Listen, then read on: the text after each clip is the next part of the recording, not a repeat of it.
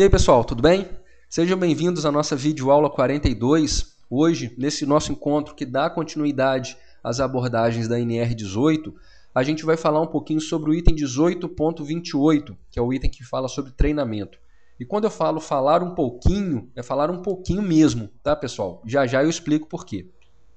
O item 18.28.1 começa falando que todos os empregados devem receber treinamentos admissional e periódico, visando a garantir a execução de suas atividades com segurança. Já o 28.2 fala que esse treinamento admissional deve ter carga horária mínima de 6 horas, ser ministrado dentro do horário de trabalho e antes que o trabalhador inicie suas atividades. E dá mais alguns detalhamentos no texto da norma. O item 18.28, gente, ele dá mais uns 2 tópicos. Tá? A leitura é de muito fácil compreensão, por isso até que a gente não vai se estender. Eu trouxe esses 2 itens nesse nosso encontro para chamar a atenção para 2 coisas. A primeira delas, todos os empregados devem receber treinamentos admissional e periódico visando a garantir a execução de suas atividades com segurança. Esse treinamento não é um treinamento operacional de como fazer. Esse treinamento é um treinamento de segurança que visa ao como fazer de modo seguro.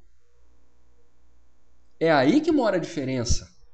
Recentemente, me perguntaram se o engenheiro civil poderia dar esse treinamento, que se refere ao item 18.28.1. Eu falei, olha, me parece bastante plausível que o engenheiro civil dê um treinamento de admissão de trabalhador num canteiro de obras, desde que esse treinamento não aborde a área operacional. Porque esse treinamento a que se refere o item 18.28.1 é o treinamento admissional, né? E os treinamentos periódicos, né? Então, se for o engenheiro civil que for dar esse treinamento, problema algum, desde que vise a execução das atividades com segurança. Ok? E outra coisa, o 18.28.2. Esse treinamento admissional tem que ter uma carga horária mínima de 6 horas, ser ministrado dentro do horário de trabalho e antes do trabalhador iniciar as suas atividades. A mesma pessoa que me perguntou se o engenheiro civil poderia dar esse treinamento, perguntou se esse treinamento podia ser 2 horas hoje, 2 horas amanhã e 2 horas depois de amanhã. Para não ficar cansativo para o trabalhador, para não ficar cansativo para a pessoa que estiver ministrando o treinamento. Falei, olha, sem problema. O importante é que o trabalhador não inicie as suas atividades na obra antes da conclusão dessas 6 horas de treinamento, porque a norma fala que tem que ser antes do trabalhador iniciar as suas atividades.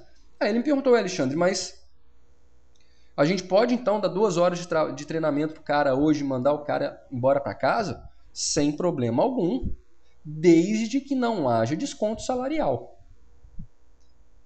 Ah, mas aí é complicado e tal. Eu falei, gente, concordo, mas é o que está na norma. E a gente tem que se pautar pelo que está na norma, né? Cabe à empresa adequar da melhor maneira para a empresa e para o trabalhador adequar essas 6 horas dentro da jornada. Se vai dar 6 horas direto, se vai dar 3 horas hoje, 3 horas amanhã, se vai ser 3 horas na parte da manhã, deixar o trabalhador aguardando e dar as outras 3 horas na parte da tarde para ele iniciar suas atividades no dia seguinte. Cabe à empresa, porque isso não está específico como isso vai ser distribuído dentro da jornada. O importante é que seja antes de o trabalhador iniciar as suas atividades. Tudo bem, pessoal? Da norma regulamentadora número 18, na parte de treinamento, é só. Mas a nossa videoaula não termina aqui. Por quê? No nosso blog, sabinoSST.blogspot.com, a gente dessa vez resolveu abordar treinamentos em geral, principalmente na área de segurança. Por que isso? Antes de começar a preparar esse material, eu estava me lembrando de um congresso que eu participei aqui em Maceió no final de 2010 sobre direito ambiental. Eu vi propaganda sobre um congresso que ia ter de direito ambiental, aí me interessei pela área para ver a parte, principalmente a parte legal que envolve essas práticas de sustentabilidade. Então vamos lá, né? Custou R$100 a inscrição, o que no final de 2010 não era um preço barato. E o grande cara que estava sendo aguardado para esse encontro, que ia ser o bambambam do evento e tal, não estou questionando o conhecimento cultural do cara, não é isso. Mas o cara, não sei se ele é alemão, holandês, norueguês, não sei, parecia alemão. E ele tinha uma dicção muito ruim, ou seja, você não entendia o que o cara falava.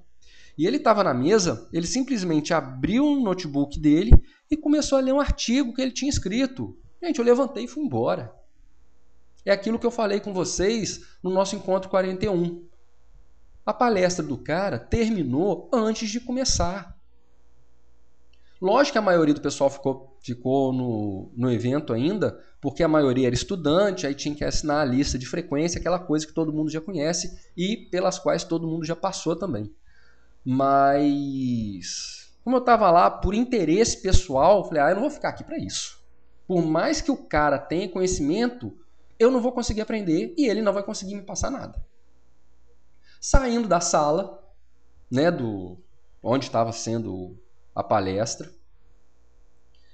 estava tendo um outro evento no mesmo hotel que era sobre boas práticas administrativas, etc. Falei, eu vou entrar nesse. Não estava tendo controle de quem era de um evento, quem era do outro. Falei, eu vou entrar nesse aqui. Aí tinha um pessoal de uma empresa lá falando sobre a valorização do colaborador, do trabalhador, do prestador de serviço e as boas práticas da empresa na área de segurança do trabalho. Gente, quando eu vi qual empresa que era, eu quase infartei.